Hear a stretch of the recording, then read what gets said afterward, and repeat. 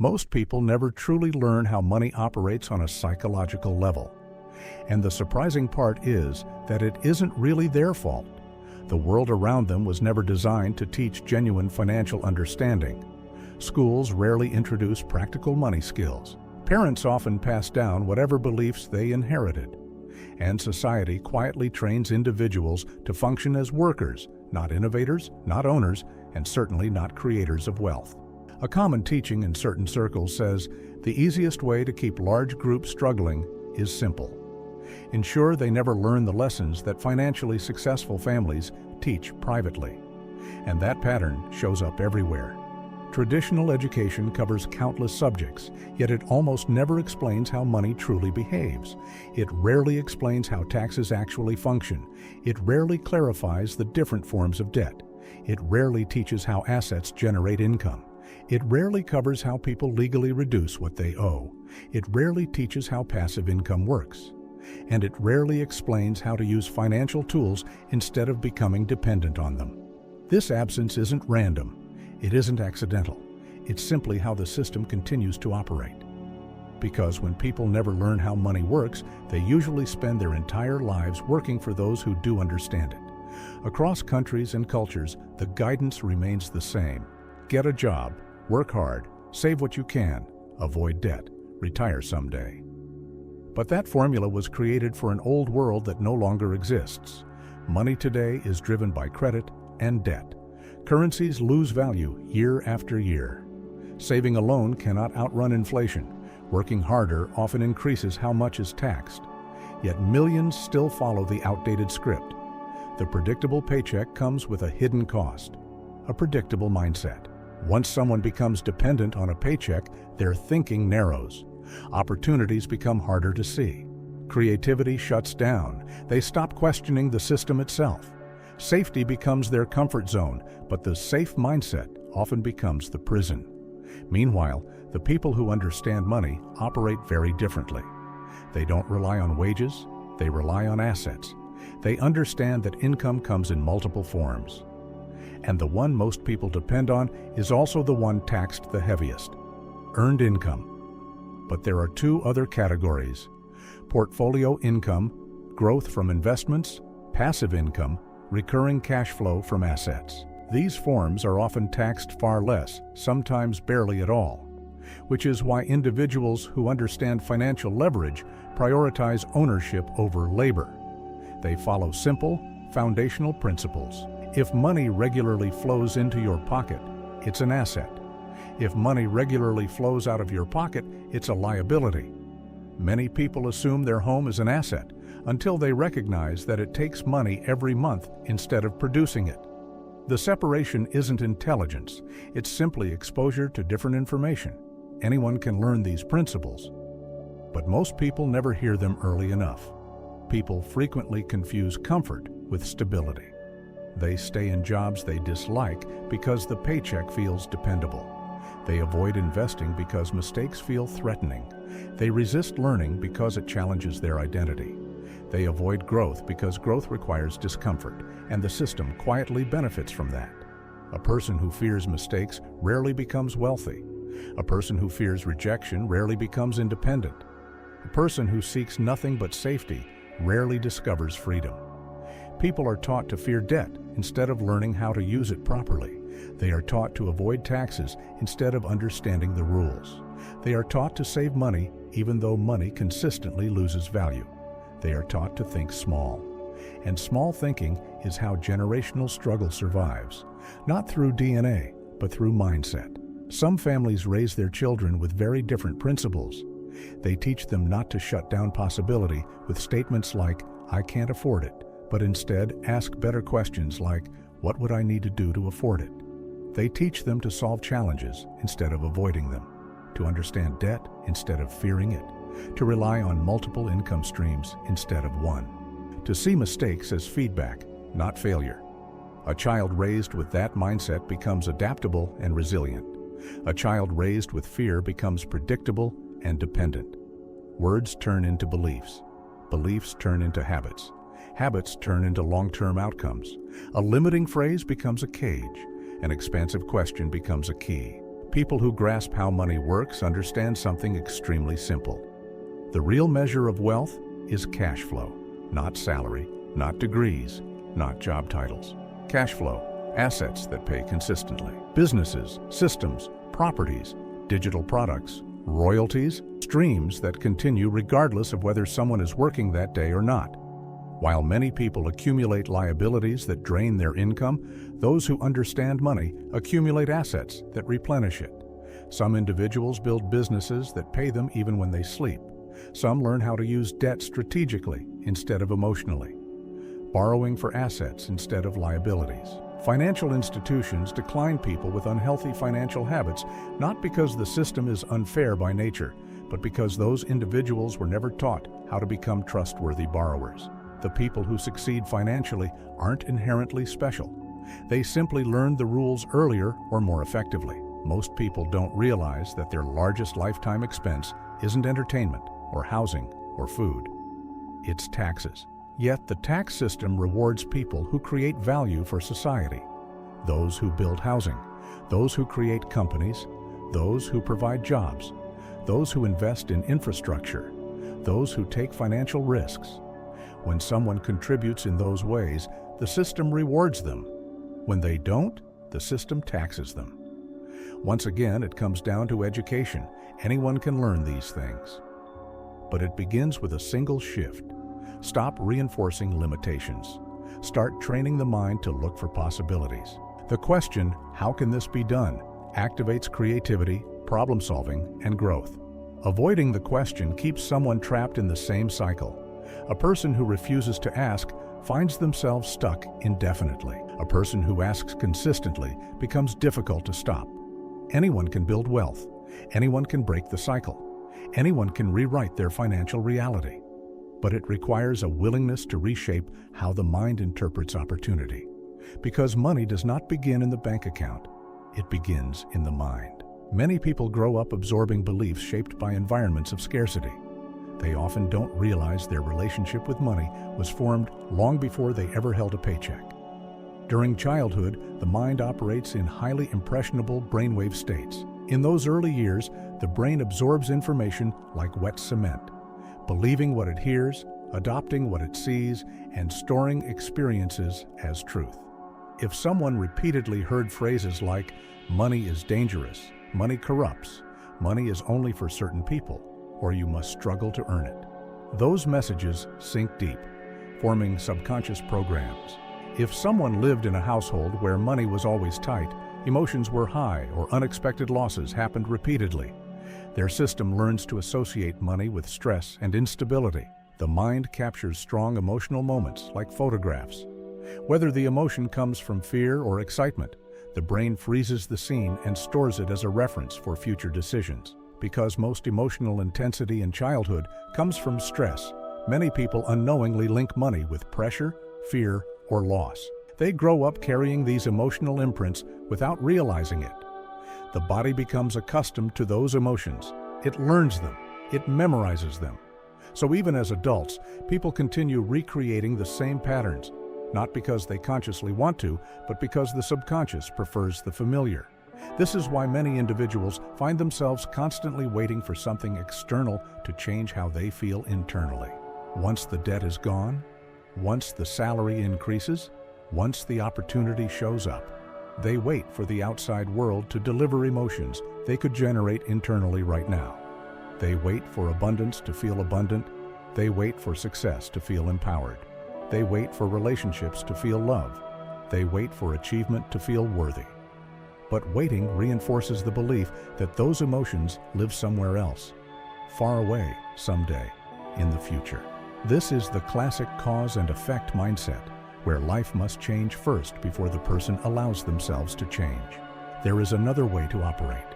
Instead of waiting for external events to provide emotional states, someone can learn to generate those states internally, long before the physical evidence appears. When a person learns to feel gratitude, ease, excitement, or abundance before the conditions arrive, they stop operating from lack and start operating from possibility. This internal shift reduces the emotional distance between where they are and where they want to be. Instead of chasing outcomes, they begin drawing outcomes toward them. But to create this shift, the mind must detach from constant analysis, stress, and prediction. When someone is stuck in survival mode, their mind is overly focused on problems, people, and circumstances. Their thought patterns become scattered. Their emotional patterns become reactive. This creates an incoherent internal state, a noisy mental environment that weakens creativity, clarity, and decision-making. To break this cycle, a person must learn to quiet the habitual survival responses. They must learn to shift attention away from everything familiar. Their roles, their identity, their circumstances, their limitations, and slip into a state that is calm, present, and open. In that state, the brain begins to function with more coherence. Different regions synchronize. The signal becomes stronger. A clear intention paired with an elevated emotion becomes a powerful internal broadcast. A mental picture of abundance paired with the feeling of abundance becomes far more effective than striving in frustration or stress. Someone may envision financial freedom, not as a distant wish, but as an internal experience practiced daily. They allow themselves to feel the emotions of that reality: the peace, the expansion, the stability, the excitement. Those feelings are not fantasies. They are rehearsals, and rehearsal is how the subconscious is reconditioned. When the heart opens and enters a rhythm of coherence, it sends a strong electromagnetic signal into the world around us. The emotion becomes the magnet. The thought becomes the direction. Clear thought plus elevated emotion equals aligned creation. Stress cannot carry the vision of abundance. Fear cannot generate wealth. Lack cannot attract possibility. This is why affirmations fail for most people. Someone can repeat, "I am wealthy," 100 times, but if their emotional state is anchored in lack, the message never reaches the body. It stays stuck in the mind, contradicted by the emotional truth beneath it. Lasting change requires emotional alignment, so instead of focusing on what hasn't happened yet, someone shifts their internal state to match the future they want to create. They feel the emotion of their desired reality first. Then the external world begins adjusting around them. When synchronicities, opportunities, and unexpected openings begin appearing, they are not random. They are feedback. They are signs that internal alignment is now producing external results. But none of this works if a person spends 1 hour creating alignment and 15 hours contradicting it through stress, worry, criticism, or self-doubt. The old emotions must be released. The old stories must end. The old identity must dissolve. Someone cannot become abundant while secretly identifying as the person who is always struggling. They cannot step into a new life while holding on to the emotions of the old one. If a personality creates a personal reality, then changing reality requires changing the personality. The beliefs, thoughts, reactions, and emotional states that created the current life cannot be the same ones used to create the next life. This is why true transformation often feels uncomfortable at first, because the familiar emotions fight to stay alive. The body, conditioned by years of habit, craves the old patterns, even if those patterns are painful. Breaking that chemical and emotional addiction is the first true step toward abundance. When someone decides, fully, firmly, emotionally, to end a belief they've carried for decades, the decision itself becomes a moment they never forget. The new choice must carry more emotional intensity than the experiences that created the old belief. That is how the subconscious rewrites its internal codes. A new story must become more real, more vivid, and more emotionally charged than the story of the past. Once that happens, the past begins to lose its power. The emotional ties dissolve, the perception shifts, and the person becomes someone new. Once a person begins observing their internal patterns, they start noticing how much of their life is run by unconscious programming. Most of these programs were installed long ago by repetition, by emotion, or by strong experiences that shaped who they became. Research shows that nearly all automatic behaviors, thoughts, reactions, habits operate beneath conscious awareness. This means someone can spend years believing they're making choices, when in reality, they're simply repeating patterns shaped by the past. To create real change, those patterns must be interrupted. The first step is awareness. Seeing the automatic thoughts rise, the familiar beliefs, the rehearsed fears, the predictable self-doubt, and recognizing them for what they are. Old programs playing themselves out. It's normal for uncomfortable thoughts to surface when someone attempts to break free from their old self. Thoughts, "It won't work. I'm not ready. I don't deserve this. It's always been this way." But just because a thought appears does not make it truth. It is simply the residue of a past identity. When someone stops feeding those thoughts emotional energy, they begin losing their influence. The brain stops wiring them as tightly. The emotional charge fades. Eventually, the old reactions no longer have control. The next major step is observing habitual behaviors, the behaviors that conflict with abundance, complaining, judging, rushing, cutting corners, acting from fear, worrying endlessly. None of these patterns match the mindset of someone who feels abundant. So when a person catches themselves slipping into them, that moment becomes a doorway to transformation. Instead of living unconsciously, the individual trains themselves to live deliberately. This is where resistance appears because breaking a habit of emotion often feels like breaking an addiction. When someone has felt lack, sadness, anger, or unworthiness for years, those emotions become chemically familiar to the body. The body begins craving them, even if they cause suffering. So when the person attempts to shift into feelings of possibility, worthiness, and abundance, the body resists. It tries to pull them back into what is known and predictable. It whispers, "Go back to the old thoughts, reach for the old behaviors, return to the old emotional home." This resistance isn't a sign of failure, it's a sign that real change is happening. Transformation begins the moment someone chooses a new thought, even while the old emotion is rising. It begins when they choose a new behavior, even while the old habits are pulling at them. It begins when they choose a new emotional state, even while the old one fights to stay alive. This is the crossroad moment, the point where the old identity tries to reclaim control. Those who push through experience growth.